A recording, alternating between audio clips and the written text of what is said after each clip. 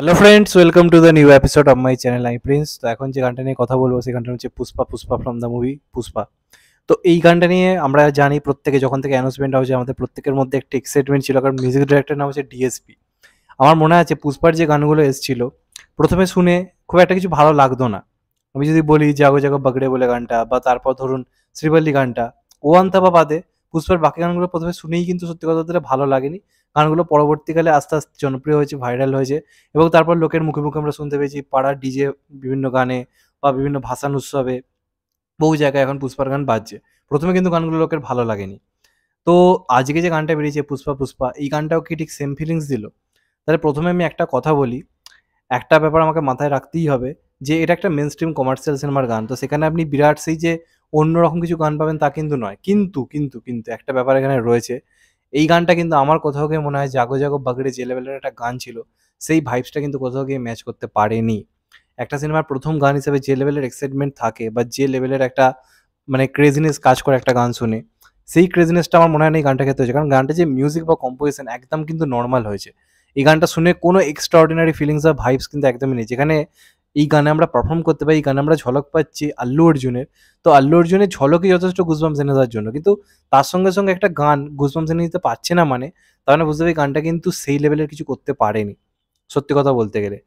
গানটার যেটা ভালো লেগেছে সেটা হচ্ছে গানটার কিছু কিছু জায়গায় লিরিক্স খুব ভালো হয়েছে।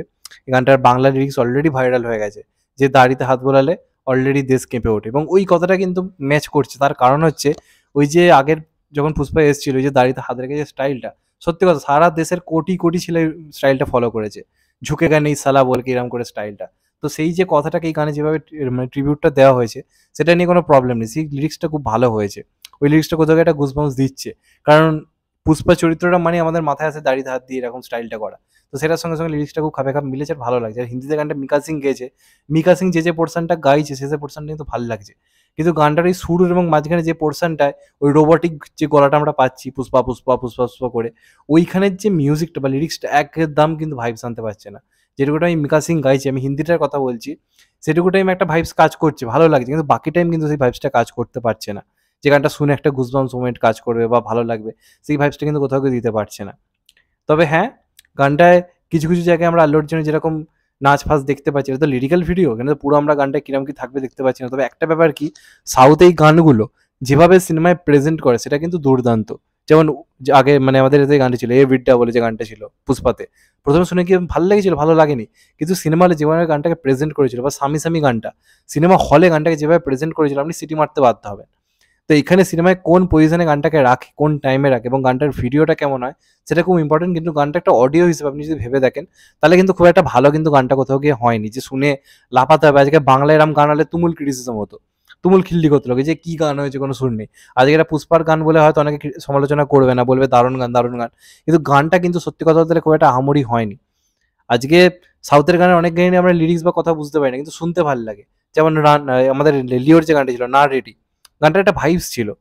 কিন্তু তাই বলে এই যে সে এর যে গানটা এলো কি বলে, গ্রেটেস্ট অফ অল টাইমের যে গানটা এলো, সেটা কিন্তু মোটেও ভালো হয়নি। সে গানটা আমি ওপেনলি বলেছি আমার ভালো লাগেনি।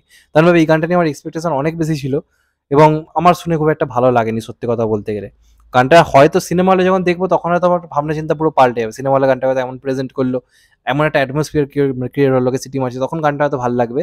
কিন্তু আপাত দৃষ্টিতে এই গানটা তেমন কিছু কিন্তু নেই যেটাকে বিরাট প্রশংসা করতে হবে। তবে হ্যাঁ, বাংলা ইন্ডাস্ট্রি কিন্তু কোথাও গিয়ে সাবধান হতে হবে।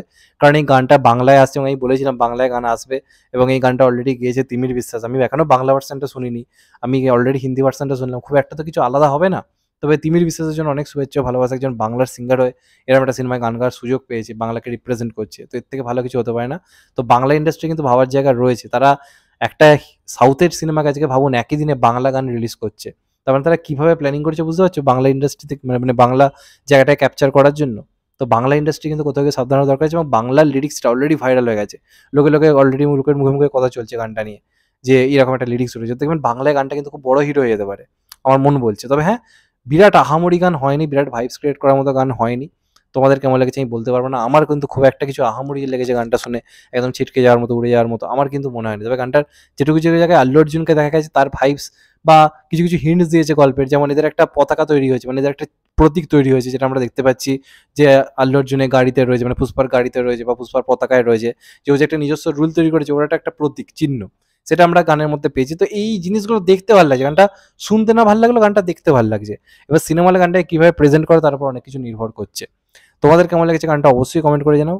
আল্লু ভাউ যখন রয়েছে তখন কোনো প্রবলেম হওয়ার কথাই নয়, আল্লু ভাউ একাই কাঁপিয়ে দেবে, গান খারাপ হোক না কেন। আল্লু ভাউ মানে আল্লু ভাইকে দেখে ভাই গুজবাম্পস হয়, এটা নিয়ে কোনো সন্দেহ নেই। আল্লু ভাইয়ের হাঁটা চলা গেট আপ এটা নিয়ে কোনো প্রবলেম নেই, আল্লু ভাই কাঁপিয়ে দিয়েছে। কিন্তু ডিএসপি অর্থাৎ দেবেশ্রী প্রসাদ যে মিউজিক ডাইরেক্টর, সে আমাকে একটু হলেও হতাশ করেছে। কারণ কি জাগো জাগো বাগড়ে আমার দুর্দান্ত লেগেছিল, একটা ভালো ব্যাকগ্রাউন্ডে মিউজিক ছিল, সেটা পুরো মিসিং এই গানটার ক্ষেত্রে। গানটা খুব বোরিং লাগলো আমার, গানটার মধ্যে সেই কোনো হাই বিট লো বিট এই ব্যাপারটাই নেই, একটা ফ্লোতে এগোচ্ছে নর্মালি। তো যাই হোক, এটা ছিল আমার বক্তব্য। তোমাদের কি মনে হয় কমেন্ট করে জানিও। চ্যানেলটা নতুন হলে চ্যানেলটা সাবস্ক্রাইব করে দিও, গেট দেবে লাইকন। ভালো থেকো সবাই, টেক কেয়ার, নমস্কার। আবার দেখা হবে কত বাই। সবাই ভালো থেকো, সুস্থ থেকো, নমস্কার, টেক কেয়ার, আবার দেখা হবে।